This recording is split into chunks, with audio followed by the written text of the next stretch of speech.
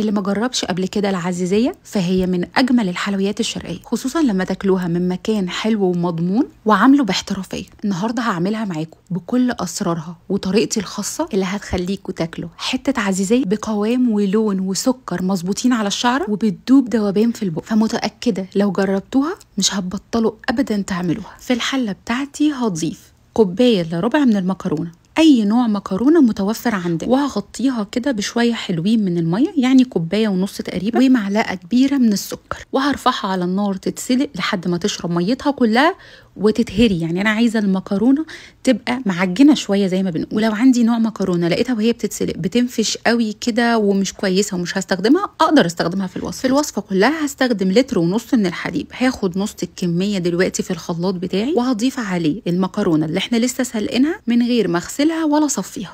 ولكل لتر ونص حليب بضيف كوبايه الا ربع من السكر، واربع معالق كبار هرميين مليانين من النشا او كيس النشا المعبأ اللي بيكون حجمه 100 جرام. وهاخد الخلاط بتاعي بقى واضربه ضرب كويس جدا لحد ما المكرونه عندي تتفتت وتبقى زي الحبيبات الصغيره كده وكل حاجه تمتزج مع بعض. هنزل بيهم في الحله بتاعتي وهضيف عليهم بقيه كميه الحليب، يعني بقيه اللتر ونص. فانيليا نوع كويس، باودر او سايله، المهم اكون بحب طعمها لان هي هتبان الطعم بتاعها. وفي ناس بتحب فيها طعم الجوز الهند، فنقدر نحط معلقتين كبار مليانين من جوز الهند المبشور او نستغنى عنه.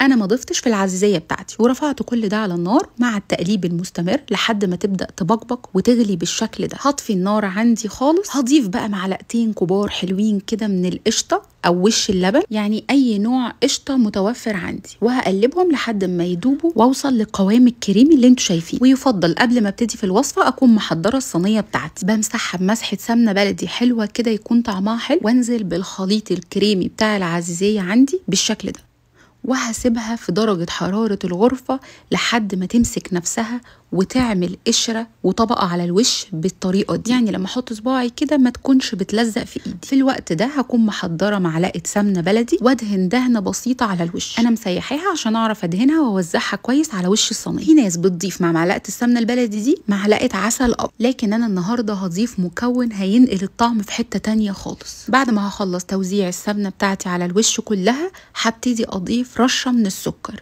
ونوزعها على الوش كله زي ما انا بعمل كده. هكون بقى مسخنه الفرن كويس جدا على درجه حراره 180. بعد كده بطفي الفرن واشغل الشوايه بس، وادخل الصينيه بتاعتي في الرف اللي في النص، واخد بالي بقى وهي بتتحمر افضل الفها طول وقت التحمير علشان تاخد لون مظبوط من كل الاتجاهات. السكر عندي هيتكرمل ويديها لون وطعم يجننوا. بتطلع من الفرن بقى بسيبها تبرد تماما قبل التقطيع والتقديم، او كمان لو الجو حر بندخلها التلاجة. انا استخدمت صينيه مقاس 40 وده السمك بتاع العزيزيه بتاعتي. لو حابين السمك يكون اعلى من كده شويه وده انا مش بفضله بصراحه، هنستخدم صينيه بتاعتنا مقاس 30. واحكوا لي بقى على جمال القوام واللون واللمعه والطعم طبعا اللي انا مش قادره اوصفه لكم، بس بيتكلم عن جماله في الفيديو. طعم زي القشطه وكريمي قوي وحقيقي بتدوب دوبان، كل حاجه فيها مظبوطه زي ما الكتاب بيقول. ده غير انها طلعت كميه كبيره جدا تكفي الحبايب وحبايب الحبايب. انا كده خلصت وصفه العزيزيه بتاعتي النهارده خلاص. متاكده من سهولتها وبساطتها